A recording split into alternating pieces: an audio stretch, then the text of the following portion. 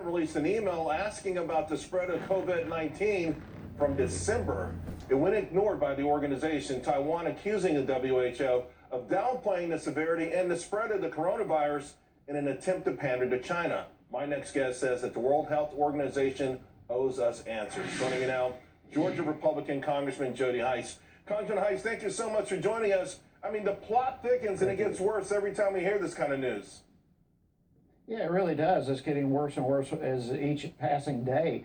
There's no question that the appearance, at least, is that the WHO's been in the back pocket of China, spreading their propaganda. And Taiwan tried back in December to get some answers as to human transmission of this disease. They were sounding the alarm. They got absolutely no response from the World Health Organization. And we need answers. America pays over $500 million a year to finance the World Health Organization. And we have every right in the world to get some answers as to this. Why have they been spreading Chinese propaganda rather than doing their job and helping address the issue that's now a pandemic around the world?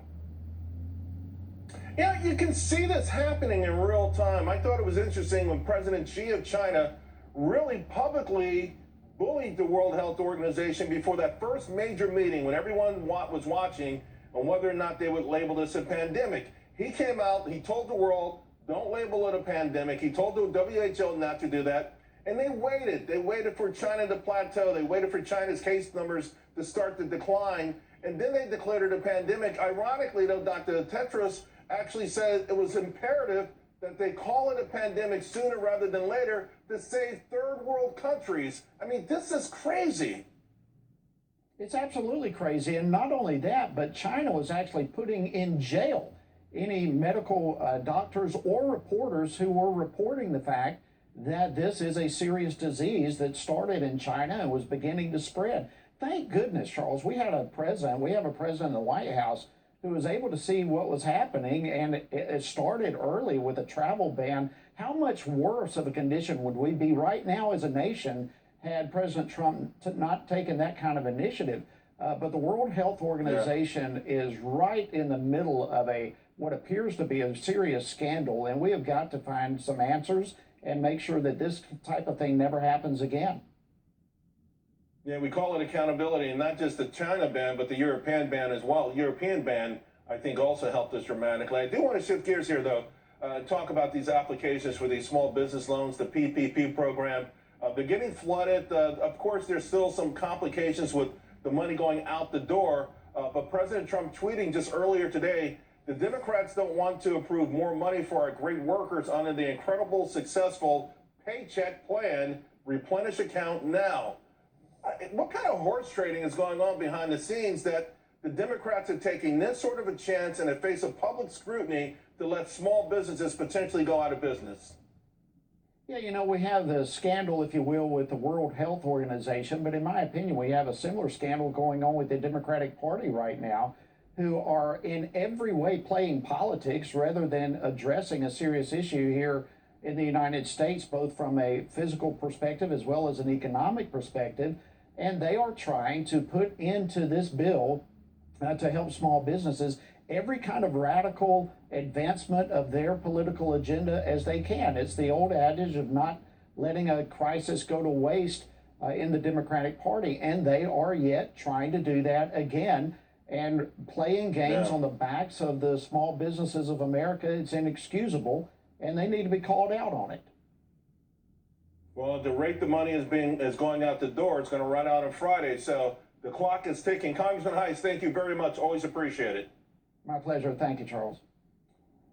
Well, folks, speaking of Democrats, former President Barack Obama has officially endorsed his former Vice President Joe Biden today in a video posted online. Take a look. I'm so proud to endorse Joe Biden for President of the United States. Choosing Joe to be my vice president was one of the best decisions I ever made, and he became a close friend. And I believe Joe has all the qualities we need in a president right now. The endorsement comes a day after Biden's last remaining competitor in the Democratic primary, Vermont Senator Bernie Sanders, also endorsed him. So looks like the Democrat establishment finally rallying around the party's presumptive presidential nominee. With me now to discuss, Fox News contributor, former Speaker of the House, Newt Gingrich. He joins me live from Italy, where he has been staying during this pandemic. Speaker, thanks for joining us.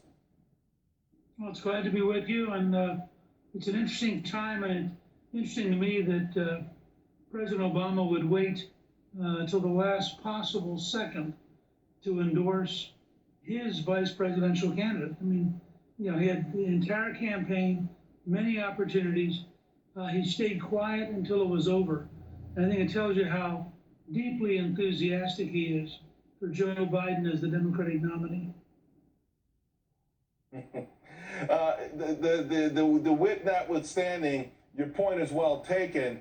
And apparently, there's a lot of things that went wrong during this whole process. Apparently, Axelrod, who's very close to Obama, made comments early in the process that Biden wasn't necessarily fit for the job. And there have been a lot of folks on the Obama side who have been worried about Joe Biden as a candidate. And yet I think the better part for the Democratic Party, when it looked like Bernie was going to win, they pulled the rug from under him. But the enthusiasm part, to your point, feels like it's still going to be lacking big time. Well, I think the establishment decided that having an out-and-out socialist was totally unacceptable and would change the party for a generation. Having a guy who is at best not very good, can't remember what he's talking about, often stumbles around, but at least is not committed to radical change in the Sanders tradition, was okay. So they all rallied around Biden. He now is the presumptive nominee. I think every time he shows up, every speech he gives, every Q&A he has, he looks weak. Sometimes he looks like he doesn't know what he's talking about. And I think he's a very high-risk candidate. But for the Democrats, here's what you got, you know. I don't think they can find a way out of it.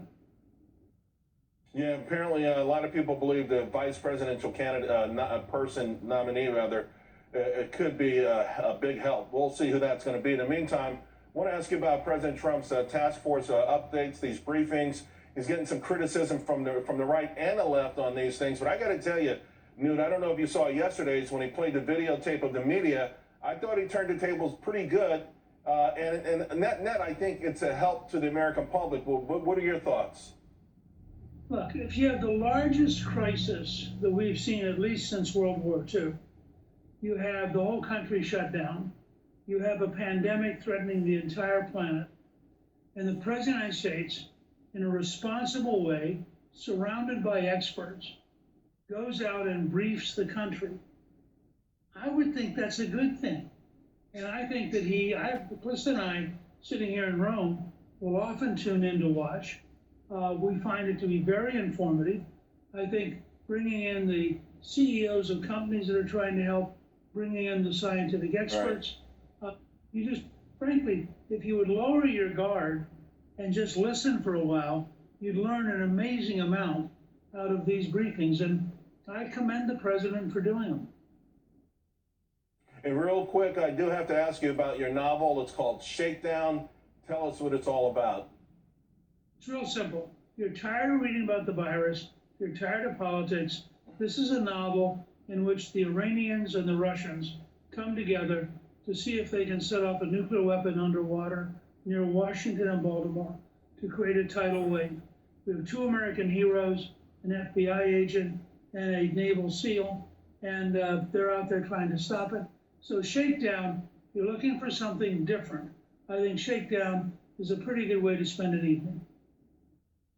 Well, you've piqued my interest. I'll be checking it out myself. Newt, always a pleasure. Stay safe, my friend. Great. We always appreciate your Great to be wisdom. with you. Thank you.